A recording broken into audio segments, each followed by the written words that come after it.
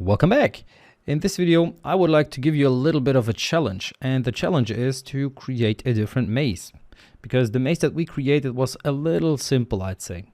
So look at this maze here. You can see that we have crosses, different sizes of crosses, and now once we start the game, it's going to be even cooler, because now it's not just crosses, but the crosses are also moving and moving in different directions.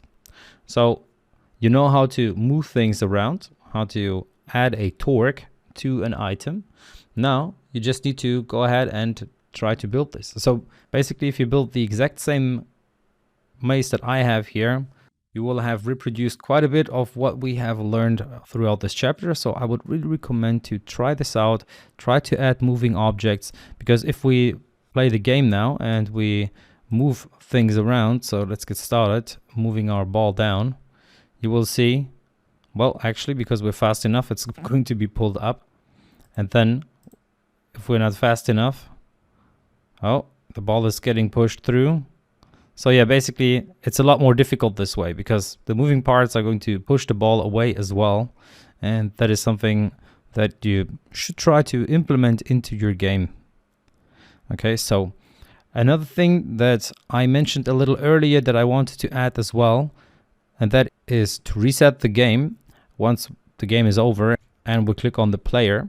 Unfortunately, Unity doesn't offer this functionality entirely without code. So at least not as far as I'm aware. So if you find an option there, I'd be super happy about it. So here, the idea would be to reset the entire scene, but unfortunately that didn't work. So even if I were to add a scene here, like so, there is no function that allows me to reset the scene or load that scene. Okay, so that's unfortunately not possible. So we will have to go without this functionality for now. We're going to see later on how we can do things like that using code.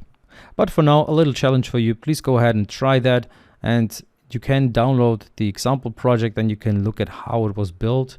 I will not go over how it was built, but you can already see that basically we have reproduced the wall right, had a ground as well, and we just changed the values. Of course, we could have given them different names, but what's more importantly, we added something called a force. And you see that we used the torque there for the parent, which contains both objects. So I'd say this was enough of a hint.